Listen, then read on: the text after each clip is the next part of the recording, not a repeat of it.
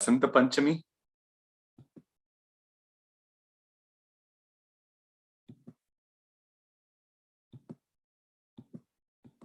Okay. What generally will do on Vasanta Panchami? Yeah, some of them are doing in the north. They do Saraswati Puja for Saraswati Devi. It's important. Looks like okay. in the temple here they do. It's like one of the Navaratri.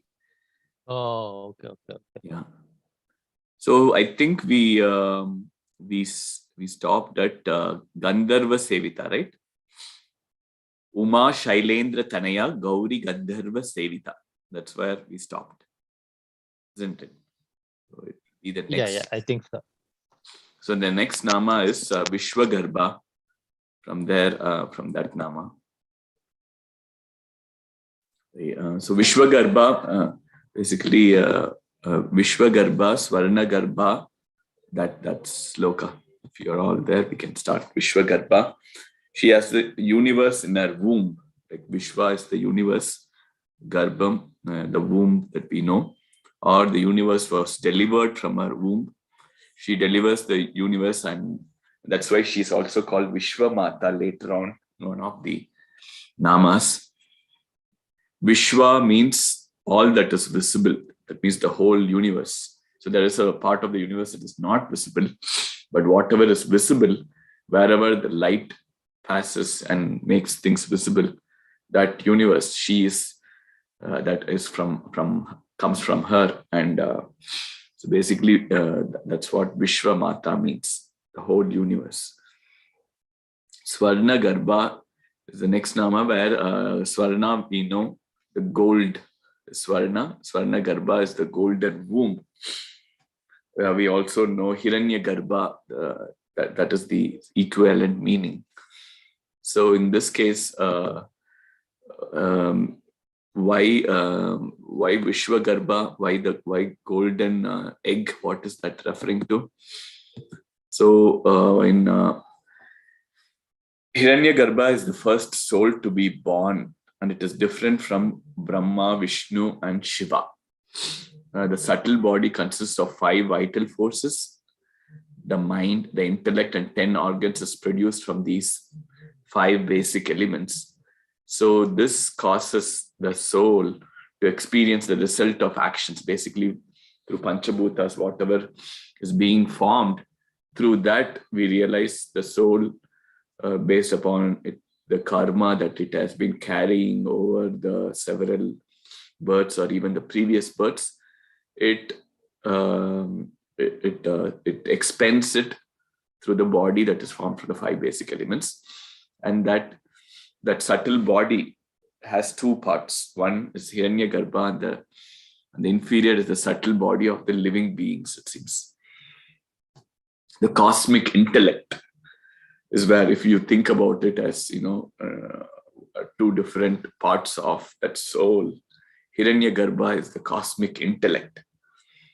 And whatever the inferior subtle part of that is what gets identified with the ego, like with the person's identity. But as a whole, the soul doesn't have an identity, but it does carry some karmas from birth to birth. The part of the soul which is cosmic is called Hiranyagarbha or Swarnagarbha. So she is that Swarnagarbha. And Arna means, there is one more interpretation. Su means splendid. Arna means letters that form mantras. Suarna means she's the cause of all mantras.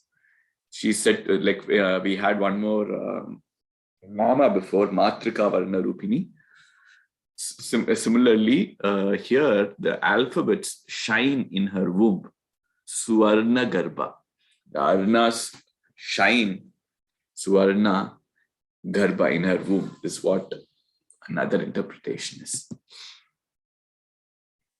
Anything to add on to this? Okay. No, yours is good. I think that's much better. Nice. So that's what Vishwagarbha, Swarnagarbha. I guess those are the There are two namas that we are dealing, and the next one is Avarada. Avarada. What is that? Avarada. What does that mean? Varada, Varada means benefactor, or to confer boon. Varada means who does not benefit or confer. Who does not get benefited is one way, or who does not confer boon to those who are evil. She's the one who decides, a boon. She is the one who stops boon to people who are evil. Or you can even take it as who does not benefit from anything. So to commit mistake is avarad, means to commit mistake. Avara means keeping out. So here avarada can also be considered as who punishes those who are at fault. That is the meaning that one way you can interpret that. Varada, avarada comes from that. She is a destroyer of evildoers, known as, so merely evildoer does not mean, evil acts, who even, evil thoughts, because, evil thoughts, invariably, everything, our thinking also is equally powerful to actions, and thoughts lead to action. So she's the destroyer of all the evil doers and evil thinking people. So, and that is the meaning of Avarada. Anything to add on to that? Okay. The next nama is Vagadishwari, right? Vagadishwari. We know Vak is basically Vacha.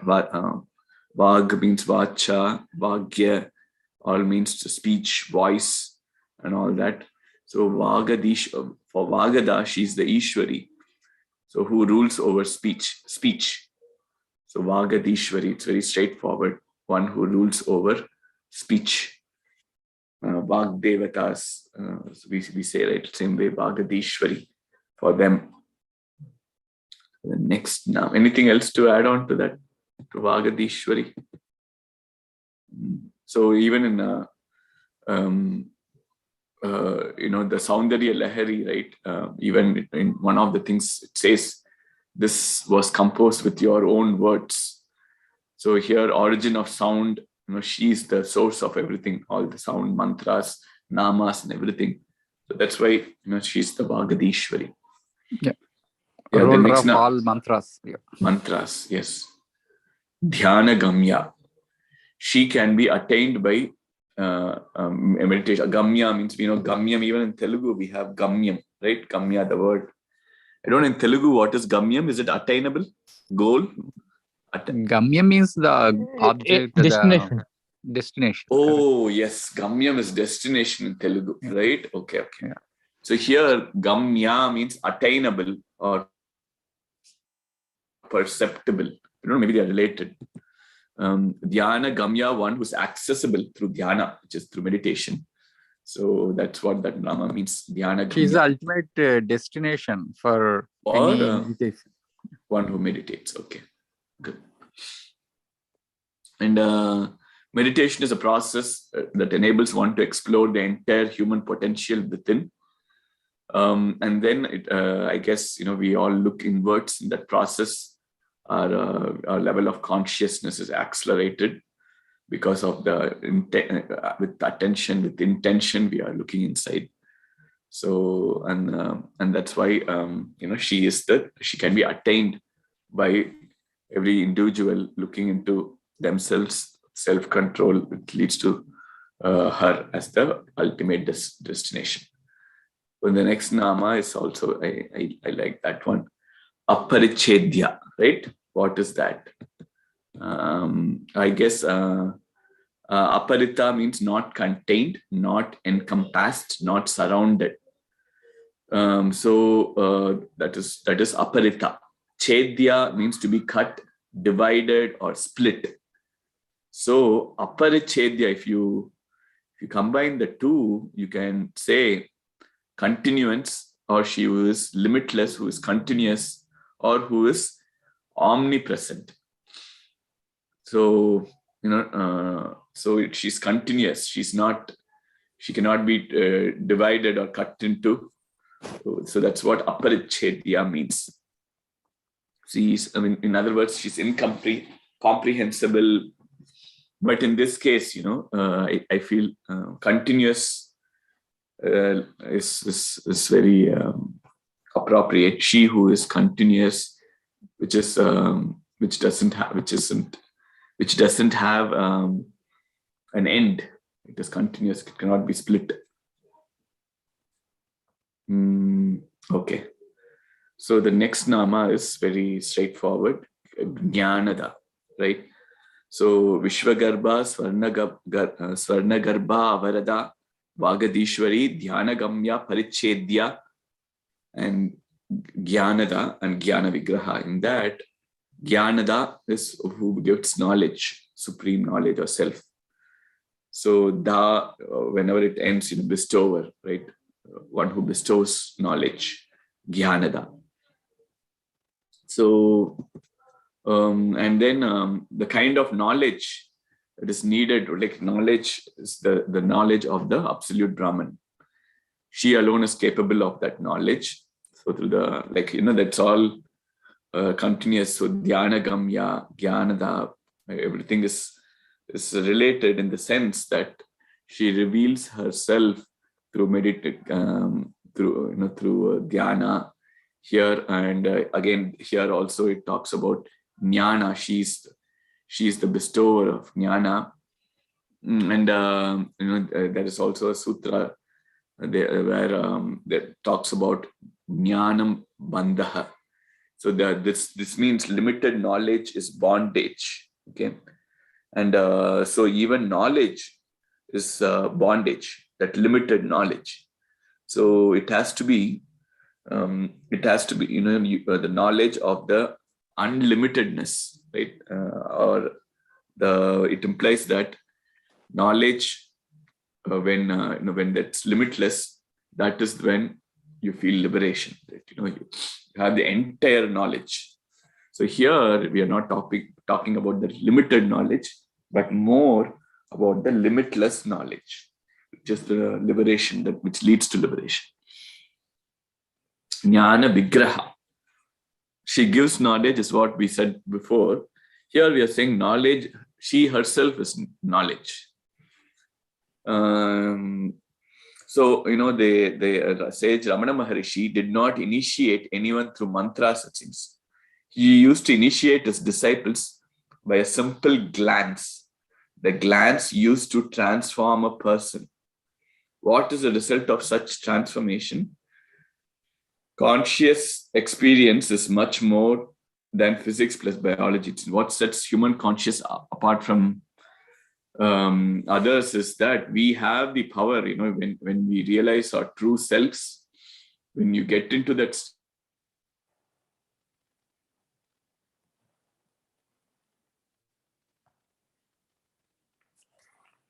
Hello? Did we lose him? Hello? Yeah, I think so. I thought my internet is unstable, but okay.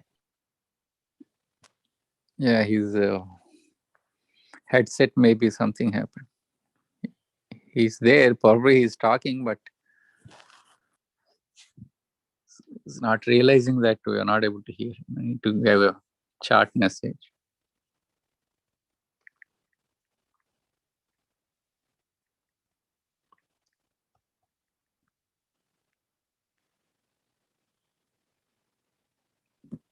Hello? Hello? You Now, hear me yes. now? Yes. I don't know what happened all of a sudden. I was talking for a while. I realized because your mic is on, but we don't hear anything. Yeah, that's what Srinivas was telling. Probably you might have talking, but we can't able to hear you. Where did we leave? Jnanada? Jnana Vigraha, you were talking about Ramana Maharshi, the glance, and then the change in the consciousness.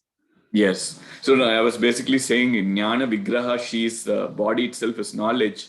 Ramana Maharishi has the power to initiate anyone, even without mantras, just by glance, because he was a Vigraham he was like that, his body itself was knowledge, just he was able to give that power to people around him.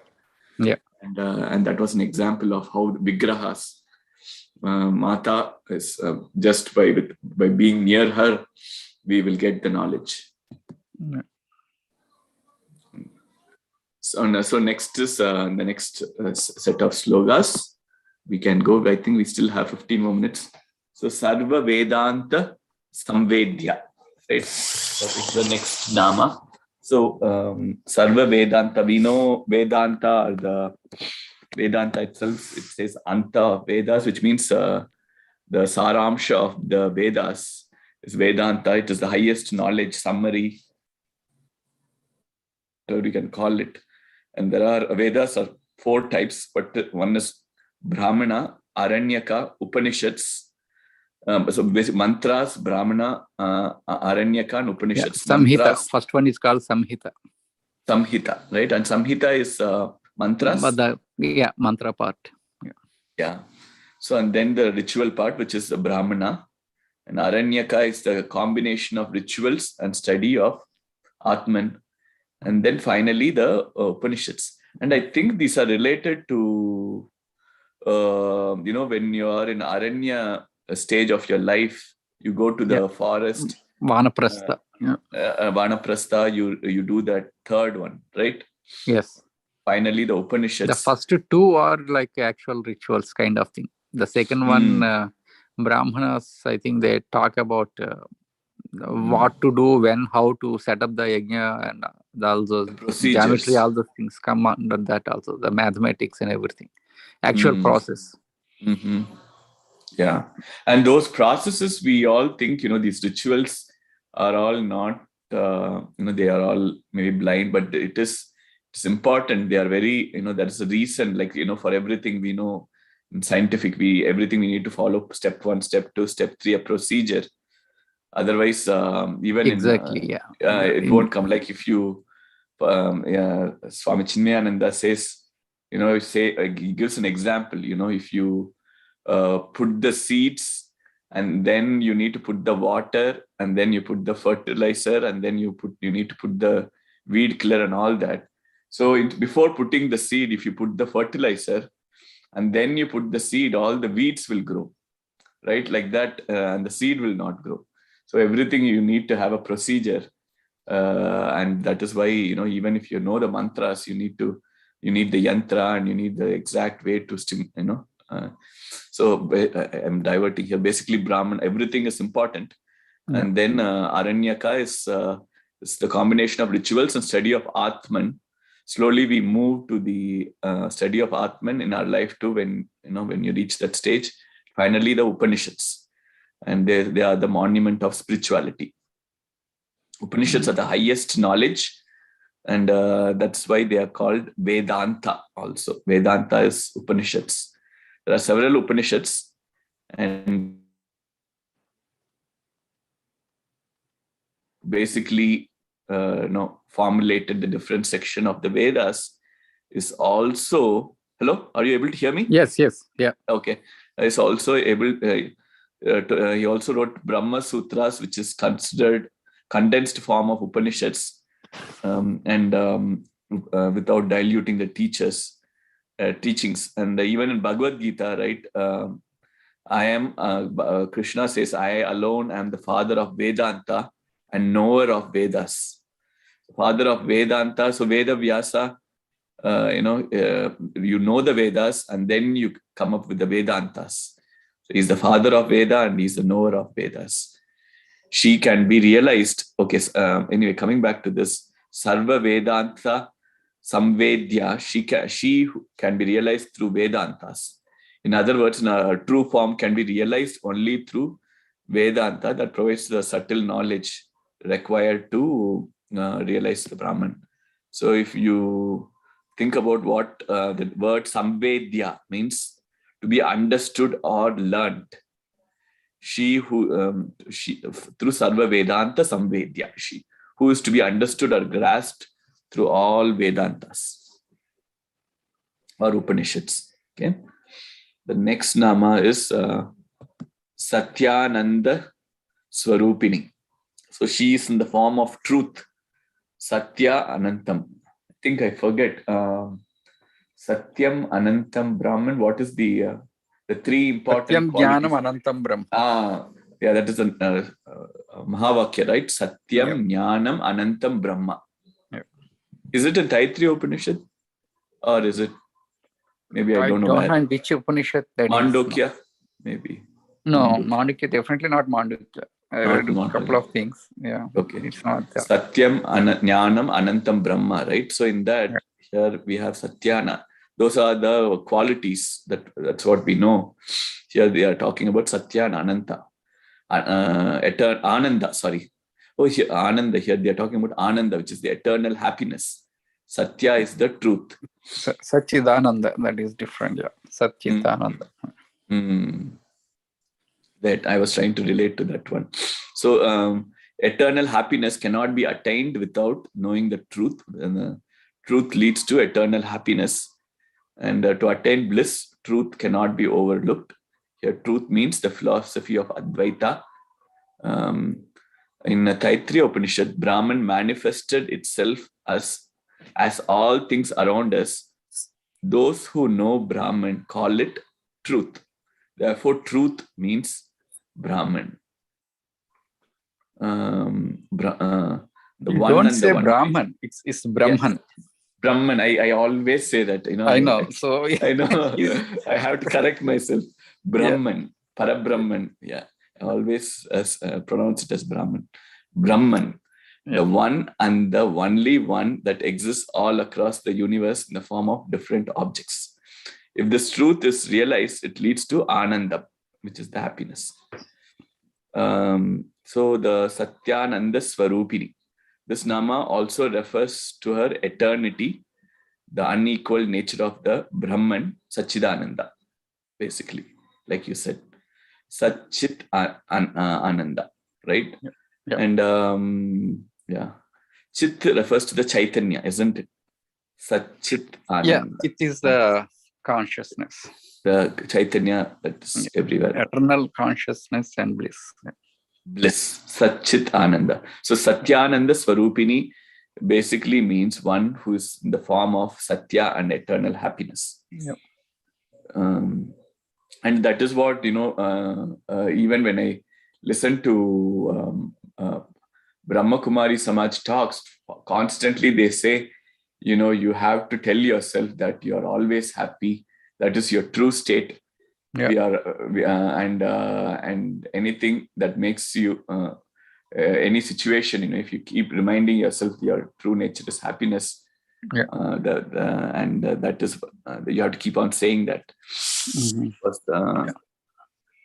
Okay, the next nama is Lopa Mudrarchita. Okay, Lopa Mudra, we know she's the wife of Sage Agastya. I think Lopa Mudra was created by Sage Agastya.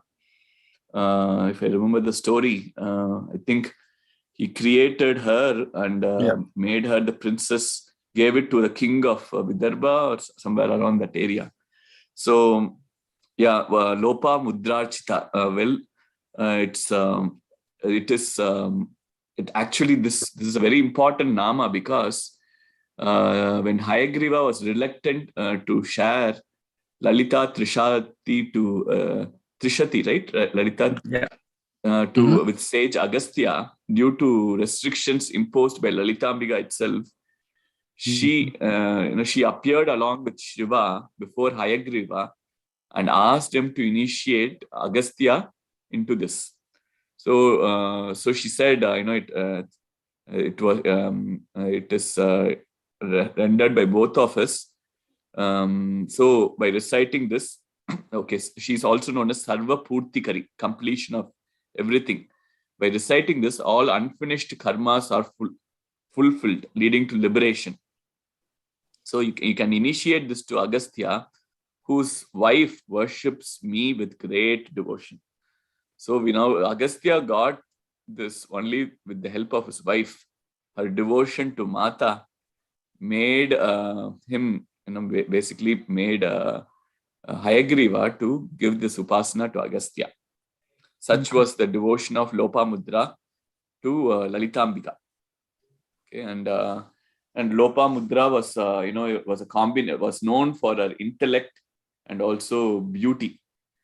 I think when, Lopa means loss, and then whenever she was created, all the beauty around that, became lessened or something like that. But Lopamudra, Agastya marries, Agastya gives Lopamudra to the king, who came basically to Agastya asking for an offspring. He created and gave it to her. When she becomes old enough, he goes and asks for her hand, and Lopamudra also agrees to marry him. So from being a princess, she becomes a wife of a sage and goes to the live with him. And there are several stories related to Lopamudra in Mahabharata and other races. So so Lopamudra Chita, she who is worshipped by Lopamudra. So this is a very important sloka because we know it is related to how he got this siddhi. She the only lady who got Srividya Upasana. And the rest of 11 people are only male people. And she is the only one. And the thing is that only ladies, even ladies also can do with intent, dedication, devotion, Srividya, and they can attain Srividya Upasana and everything. That shows she is the only one. There is no difference between male and female. Even female can do it. That's what. And Lopamudra worshipped her with Panchadashi mantra, it seems. That's how she. I didn't know she's the only female. Okay. So that is a very important thing. And I think she did it first before Agastya, maybe. Or maybe, I don't know what is the sequence, but at least she was very devoted to Lalitambika. Do you know if she knew before Agastya? I don't know. Chandra, Kubera, and there are 12 people I think is there, but I don't know the names of it. Yeah. So, I know some people, there are temples for Agastya and Lopamudra also. Statues are there. They worship Lopamudra along with Agastya Swami. Yeah. And then the next nama is, anything else to add on to this? No, I don't know. No, no. That's good. Yeah, I don't know this actually about Lopamudra. I know Agastya Lopamudra story, but not in the context of Lalitha Sahasranama. So because of her worship only, Agastya got it. Okay, good. So Leela Klipta Brahmanda Mandala. So what is that? What does that mean? Leela is, we know, Lalitambika also, Leela, it comes from Leela, play, the sport. Lalitha, name itself. So Klipta means produced, formed, arranged. And Brahmanda Mandala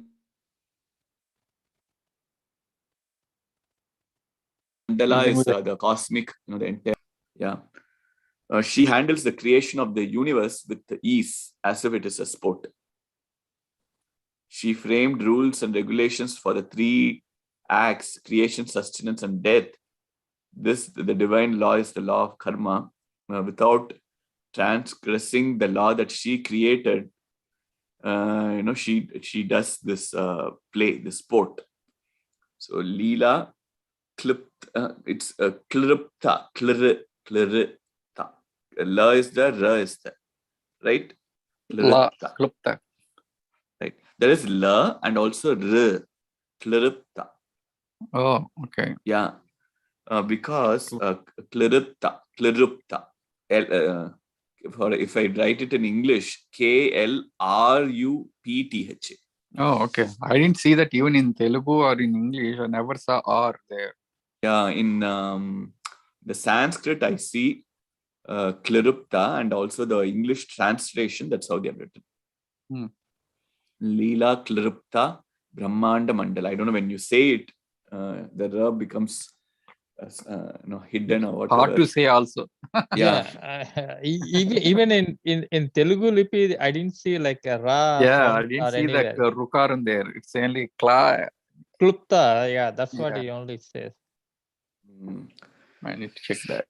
Yeah, Leela Klirupta, Brahmanda Mandala, and Klirupta means basically produced, formed, arranged. It seems. Okay. Yeah. So yeah, that nama is very straightforward, and that's where we can Vishwagarba, Lopa Mudrachita, Leela Klirupta, Brahmanda Mandala. Yeah, we can Yeah, start. we can end here. Yeah. Thank you, Deepak. Okay. Yeah. Thank you, everyone. Thank you. Yeah. Thank you, Butterji. Yeah. We'll drop.